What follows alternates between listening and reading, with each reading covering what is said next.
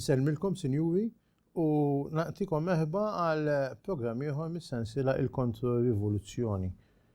Kif qegħdin noqorbu li tmiem ta' din is-serje, illum ħanitkellmu dwar il-ħidma kontrorivoluzzjonarja Kattolika madwar id-dinja. Dina ħajkun l-ewwel parti u mbagħad il-programm li jmiss ħajkun it-tieni parti.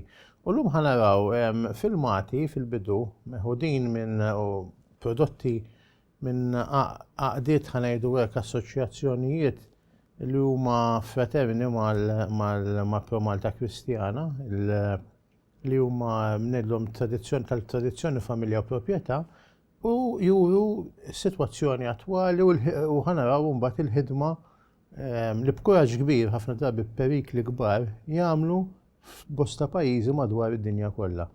Però llum nkomplu bħas-soltu nintroduċi lis-Sur Filip Beattie, il-President tal-Assoċjazzjoni għad-Difiża għaċ-Ċiviltà Nisranija Pro Malta Kristjana li magħna ħan niddiskutu proprju l-punti li ser iqumu. Sallimlek. Tajjeb, nemmgħu l-filmat issa u niddiskutu mbagħad wara fuq.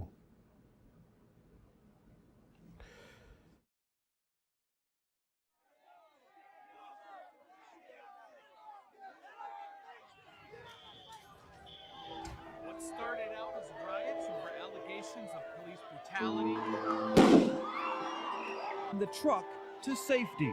We took every pup.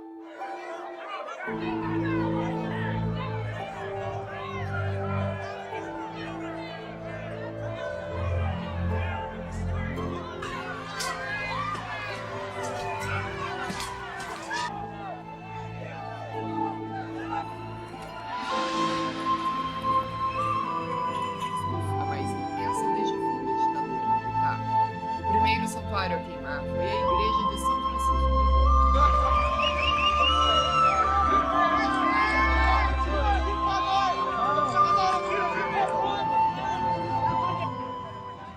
We already knew this would happen. All pillars of the modern world are crumbling. Perhaps the ruin has become more accentuated in the last 4 years than all the combined decadence of the previous few decades. On the one hand, the revolution progressed frighteningly both in secular society and in the bosom of the Holy Church. The process of destruction of Christendom is reaching a paroxysm.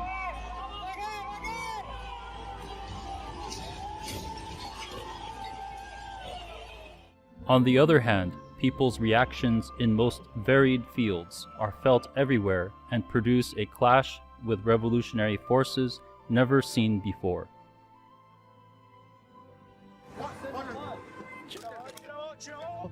Rozumiem, znowu sprofanować. A, jednak idzie. Dziennikarz telewizji Trwam, Robert Zawadzki, brawo!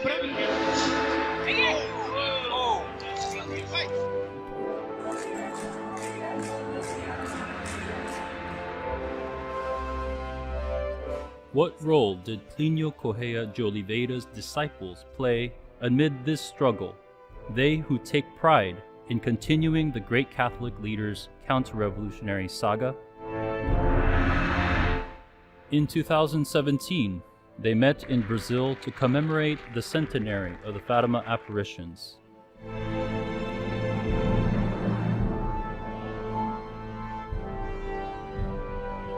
Raised the red and gold standards in downtown São Paulo, and the clash did not take long. That confrontation can be considered symbolically, as a relentless clash was looming over the subsequent years, which will only end with the complete overthrow of the enemies of Christianity, as Our Lady promised at Fatima.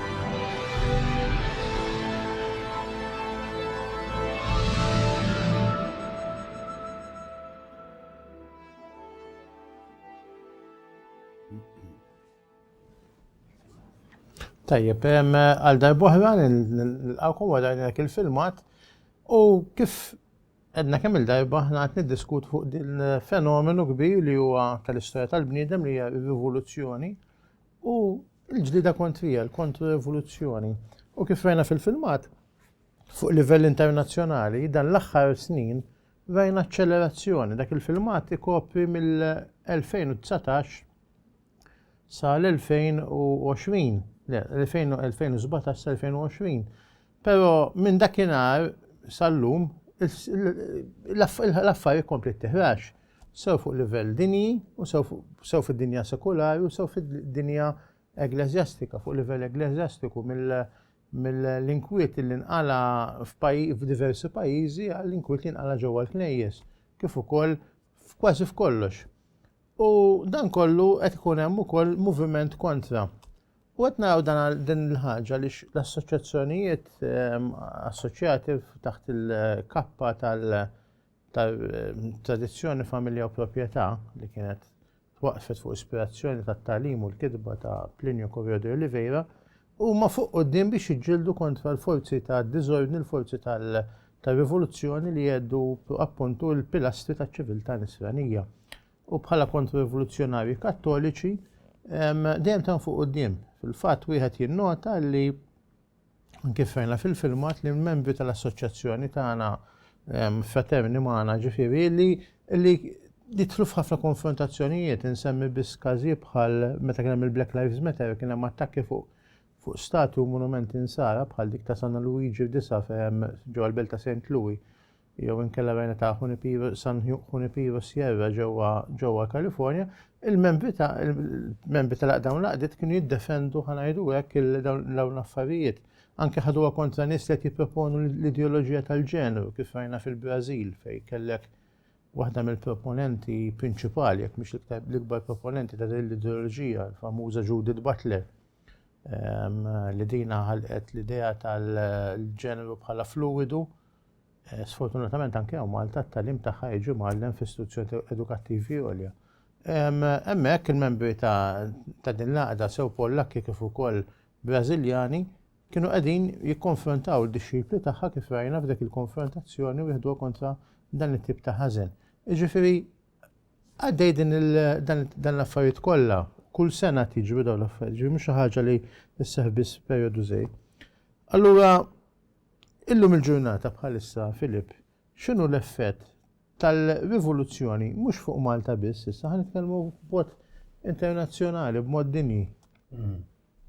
Ma l-effett ġifieri fuq is-soċjetajiet? Fuq is-soċjetajiet u fuq il-Knisja. X'inhu l-effett? L-effettu li s-soċjetajiet tal-pajjiżi kollha tal-Punent dejjem qed jiġu mdajfa b'dawn il-rivoluzzjonijiet, dawn il-movimenti estremi tax-xelluk, dawn il-movimenti liberali. Sfortunatament l-idea tagħhom anke infiltraw fil-Knisja. U nafu pereżempju kemm hawn saċerdoti, isfijiet u saħansitra kardinali illi anke jħadnu ċerti minn dawn l-ereżijiet, letteralment ereżijiet antikristjani, illi qegħdin imexxu dawn il-movimenti. Naraw ukoll il-moviment ta' globalizzazzjoni tal-World Economic Forum, il-ħolma tagħhom illi jkun hemm gvern wieħed għad-dinja kollha din ir-Repubblika Universali. Plus qed naraw ukoll fil-pajjiżi mhux tal-Punent, imma fil-pajjiżi ta' żvilupp, fil-pajjiżi Asjatiċi, fil-pajjiżi Iżlamiċi qed jeħrax dejjem il-persekuzzjoni kontra l-insara. U fil-fatt milux kellna esperjenza meta ltqajna ma' persuna minn pajjiż Iżlamiku li kellu jaħrab minn pajjiżu ġu Malta minħabba l-persekuzzjoni kien qalilna hu stess. U dak li ġara. Jiena waħda mill-affarijiet li tinkwetani, pereżempju, fejn għal ħafna snin kienu jgħidu reliġjon u l-xjenza huma kontra xulxin għax ir-reliġjon tippreżenta raġuni u x-xjenza ma tippreżentax. Dawn huma kontra reliġjon kienu jgħidulna hekk. Waħda mill-affarijiet li hija stran billum li b'dawn l-ideoloġiji anke l-istess xjenza qiegħda tiġi attakkata fil-fatt. Ħafna affarijiet li huma provati xjentifikament, speċi fir-renju tal-bioloġija, qed jiġu soppressi għaliex għandna l-mudell tal-xejdulu, tal-ideoloġija tal-ġeneru, pereżempju, li xjentifikament, fiżikament, qed niddikjaraw li minnu raġel huwa mara u minnu mara hija raġel, mentri il-fiżiku juri mod ieħor, il-bioloġija turi mod ieħor. Alla dan kollu jista' jkun li qed naraw żmien fejn qed inneħħu reliġjon u ndaħlu l-superstizzjonijiet oħrejja fl-suppost biex xjenza kellhom jispiċċaw. Sfortunatament, dik hija tendenza għaliex ġewwa l-ponent il-popli rvellaw kontra Alla nafu. Biss ħares li l-knejjes tagħna Kattoliċi kollha mbattla fejn kien hemm qabel il-kunċilju anke ftit snin wara l-kunċilju knejjes kienu jkunu mimlin nies u nies kienu għadhom jemmnu. Illum jekk titkellem anke nies li jgħidu li huma Kattoliċi, ftit li xejn jafu d-dottrina Kattolika u ftit li xejn jemmnu. Ġifieri. Plus mbagħad qed naraw fil-pajjiżi tal-Punent dan il-qawmin ta' paganizmu sħiħ. Fl-Irlanda pereżempju qed jiċċelebraw il-festa jidhirli tal-festa pagana ħafna li tmur lura l-ufer u l-ifta snin tal-Pukas u da l-istess ġewwa l-Ingilterra, Franza, il-pajjiżi nordiċi wkoll qed jiċċelebraw dawn il-festi letteralment pagani illi huma antikristjani għall-aħħar, illi jemmnu fl-ispirti u daw is-superstizzjonijiet pagani tal-mostri li kienu jgħixu ġew dawk il-pajjiżi eluf ta' snin ilu. Mentri fl-istess ħin il-fidi tal-insara, u speċjalment tagħna l-Kattoliċi, sfortunatament, qed tonqos u jeħtieġ li jkun hemm reazzjoni biex aħna nsalvaw dak li fadal il-fdalijiet taċ-ċiviltà nisranija ġewwa l-Punent speċjalment. U tajb li ngħidu wkoll dak li kien jgħallem jekk misser żball San Ġwan Griżostmu minix ċerta kuxu jew San Bażilju l-kbir illi wieħed mis-Santi Padri ħarok li l-kittieba tal-bidu tal-Knisja. Illi għax forsi aħna ngħidu din xi ħaġa pagana tad-daħ jew xi soċċajta. Dan kien jgħid l-allat tal-pagani kienu xjaten. Għaliex xjaten inqdew b'dawn l-immaġni biex jingannaw l-nies biex jitbedu milli jsiru jafu l-verità li ġab miegħu Ġesu Kristu. Ġifieri din il-ħaġa hija inkwetanti, qed jerġgħu huma daw it-tendenzi li huma tendenzi estremament perikolużi, tendenzi li huma estremament antikristjani għaliex qelbu kollox qed naraw periklu kbir għaċ-ċiviltà u kif ukoll għall-ħajja umana fis-sens tad-dinjità umana. Allura San Pawl jgħid fejn kotor id-dnub, kotrat fil-kotrat il-grazzja. Ġifieri fejn hemm id-dnub, Alla tant ħajba grazzja biex dawk li jridu verament ħajjikbu fil-qdusija u jisalvaw oħrajn.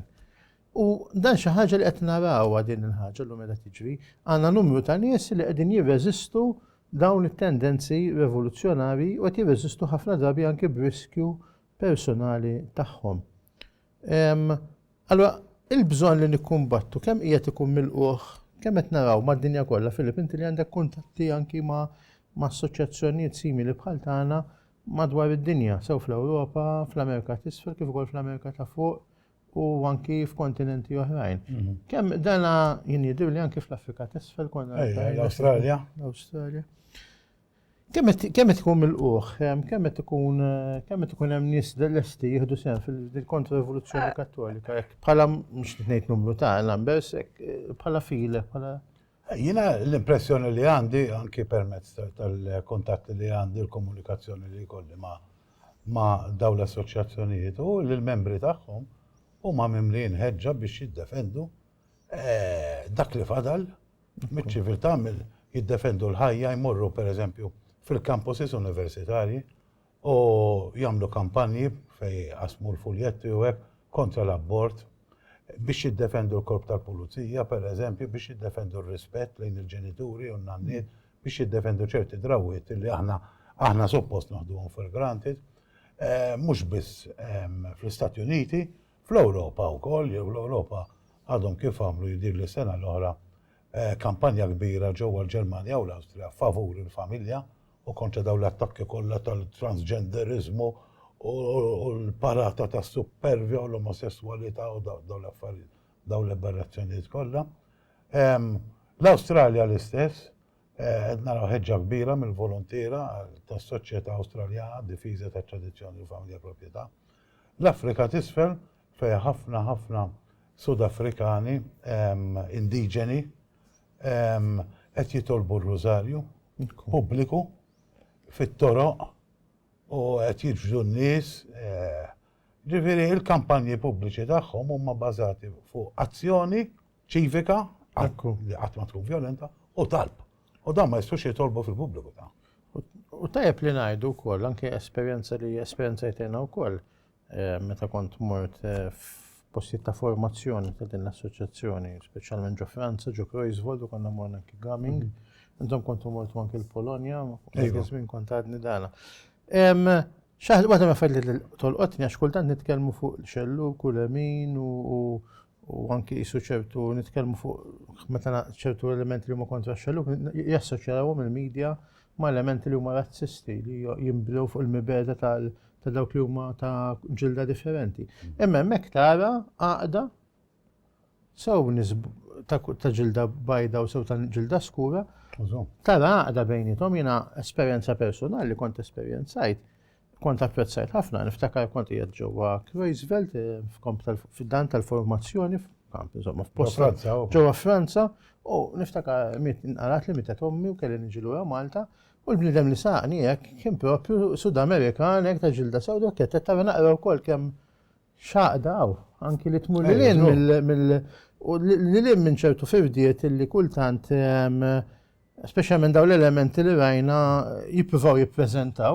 Għax ħafna drabi, jekk ma nafx il-telespettaturi u mhix familjari magħha, ma dak iż-żmien meta dawk livelli jiġu l-Amerika tal-Black Lives Matter kienu mibnijin fuq firda bejn ir-razzez, firda bejn. Allura bħala kontra-rivoluzzjonarji Kattoliċi aħna nfittxu l-għaqda bejn il-popli mingħajr ma naqsu d-differenza fis-sens dak li sabiħ li jagħmilna differenti. Imma għandna naħdmu flimkien bħala Kattoliċi li jaqduna daw l-affarijiet. Jien hekk nemmen inti biex tkun kontra-rivoluzzjonarju tajjeb kull ma trid tkun kattoliku prattikanti li għadek temmen. Irrispettivament mill-kulur tal-ġilda tiegħek jew l-etniċità tiegħek. L-importanti li tkun kattoliku, temmen fil-fidi kattolika, temmen fil-fidi tradizzjonali kattolika u lest iġġieled għal pajjiżek jew għal pajjiż li inti immigrajt ġo fih biex iżżomm dawk id-drawwiet, dawk it-tradizzjonijiet li dejjem kellu dak il-pajjiż. Ġifieri aħna dan l-ideal jaqadna u jwassalna biex naffrontaw daw il-kurrenti tant ħżiena, tant li qed jagħmlu ħsara. Allora l-għana ħħari tagħna bħala assoċjazzjoni, ġifieri at the end of the day ħanajdu hekk.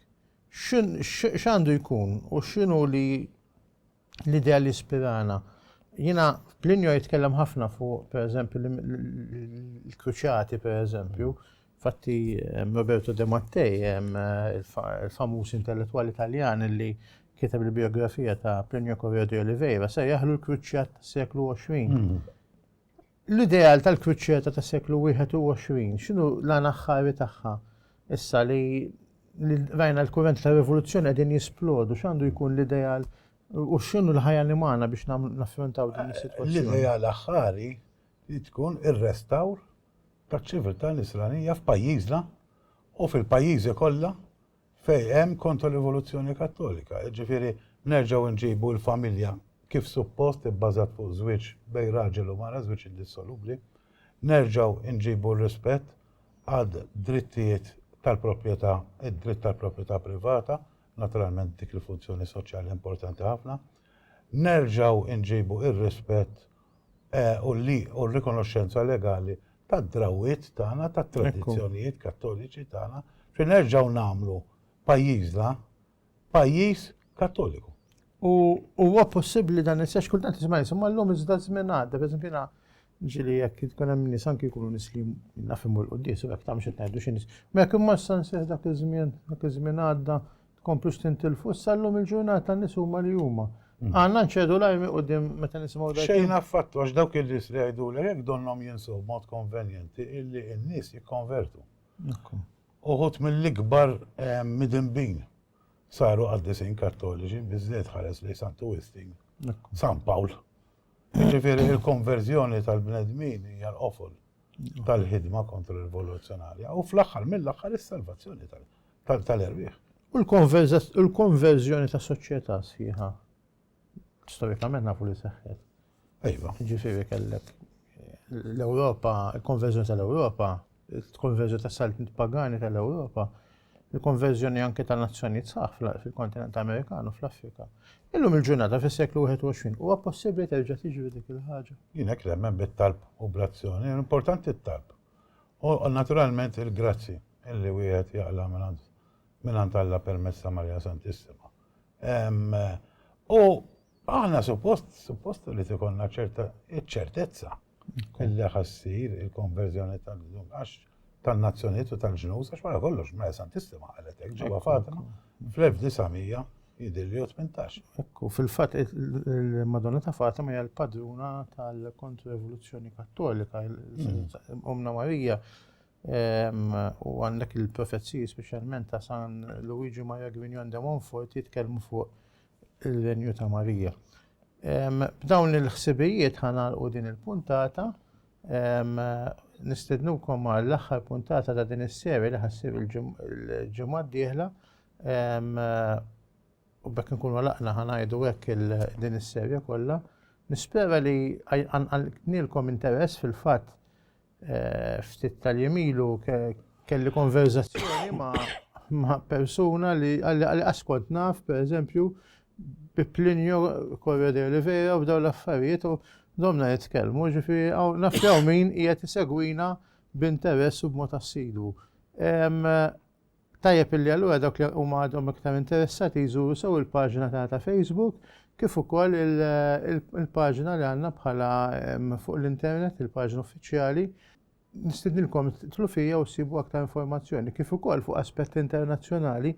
Fuq YouTube hemm numru ta' videos speċjalment mit-TFP Europe, Student Action Europe, kif ukoll TFP tal-Amerika kif ukoll il-TFP South illi għandhom ukoll juruna l-kultura sħiħa ta' dawn l-assoċjazzjonijiet fosthom il-mużika li jipproduċu, il-kulleġġi li għandhom u l-attivitajiet li jsiru. Nistidinkom u fuq dan il-ħsieb nagħlqu dan il-programm tal-lum.